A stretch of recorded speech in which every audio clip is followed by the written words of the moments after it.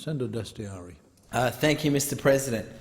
Mr. President, 3 days out from the New South Wales state election, I rise to tell the real story about the sale of that state's electricity network, what is only starting to emerge, and what a sordid tale it is.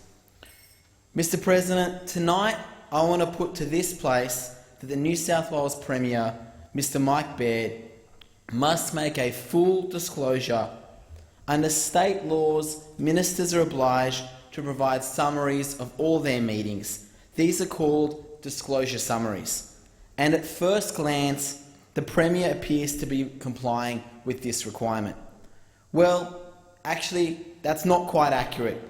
It appears that he is complying with this requirement, but there are no diary disclosure summaries, absolutely none, for the period starting on Saturday, the 30th of August 2014 and ending on Sunday, the 8th of September. This covers the period when Mr. Baird was travelling in China. On the 3rd of September, Mr. Baird issued a press release that concludes that he, and I quote, will be meeting senior government leaders, business leaders and potential investors in Guangzhou, Shanghai and Beijing, end quote.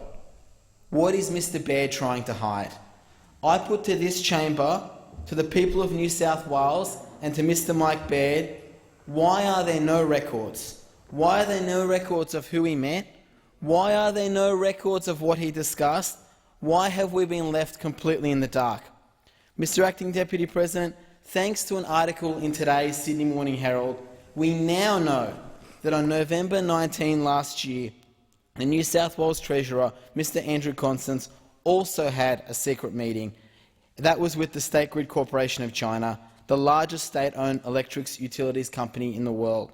And thanks to the China Daily, we now know the purpose of this meeting was not what the Treasurer would like you to think.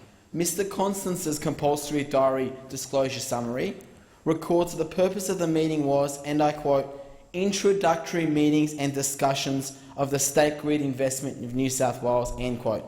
Very uncontroversial, but unfortunately very misleading, because just days ago, on the 6th of March, the China Daily reported, and I quote, Constance has already met with Chinese power firm State Grid Corp late last year regarding the sale of the state's multi-billion-dollar electricity infrastructure, end quote. So, Mr. President, the cat is out of the bag. And whom do we have to thank for this revelation? Not the Treasurer, and certainly not the Premier, Mr. Mike Baird, but of whom should we have who've been frank and honest, but the newspapers in China. Mr. President, this revelation raises more questions than it answers. Before the people of New South Wales go to an election this Saturday to decide whether to sell their electricity network, they deserve some straight answers, and so far, Mr. Mike Baird has provided none.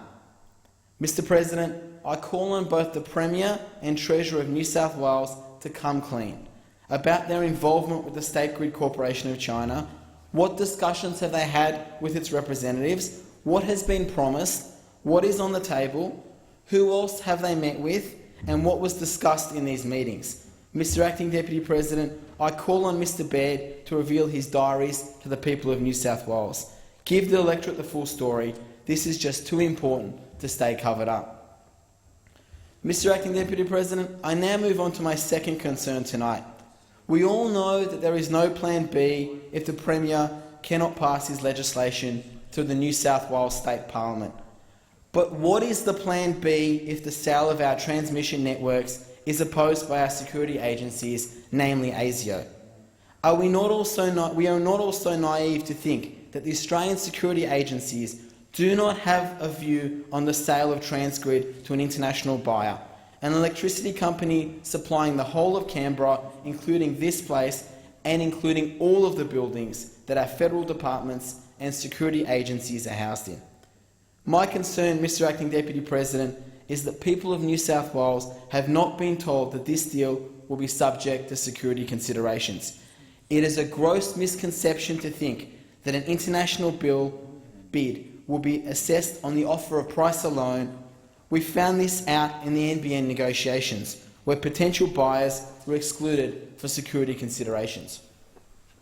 Mr. Acting Deputy President, we ask our security agencies to state their concerns and identify what conditions they would place on foreign ownership, whether they have the same concerns expressed during NBN negotiations, and to put these on the public record where appropriate so that New South Wales voters can be fully informed before election day. Mr. President, moving to my third concern tonight, we've all heard the story of Mr. Baird giving up a lucrative career as a merchant banker with HSBC, the Hong Kong and Shanghai Banking Corporation. But, Mr. President, he has retained some important ties to his old employer in the form of shares in this company. Now, I'm quick to note that, ordinarily, there would be nothing controversial about this.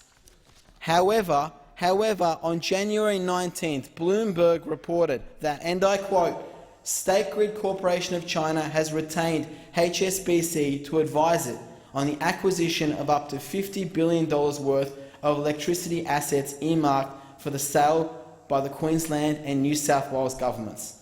Again, Mr. President, ordinarily there would be nothing controversial about this, but you would think that when the Premier is a direct financial beneficiary of a shareholding interest in the bank that is advising State Grid Corp, that he would go out of his way to ensure that any possible conflict of interest was clearly disclosed. Instead, the State's Treasurer's meetings with State Grid was concealed by a misleading diary entry. Mr. Acting Deputy President, Premier Mike Baird must give a full account of any dealings, if any, with State Grid, and he must do so before New South Wales voters go to the polls. Mr. President, in conclusion, I put to this place tonight that first, Mr. Baird must explain— Point of order, Senator McDonald. I raise a point of order under Standing Order 149, which relates to a failed director of the New South Wales State Labor Party trying to help a failed Labor Party in the state of New South Wales with this inappropriate submission to the Senate. There is no point of order, Senator McDonald.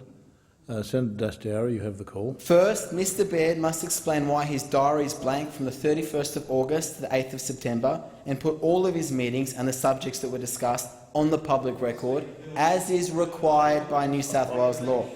Second, that Australian security agencies put their concerns about the sale clearly on the public record before election day. And three, that given the direct conflict of interest that Mr. Baird has with HSBC, that he clearly put on the public record just how much he stands to gain personally from this sale. Mr. President, there are just too many questions, too many risks. The stakes are too high to re-elect Mr. Baird on Saturday. I thank you, Mr. President. Thank you, Senator Dastyari.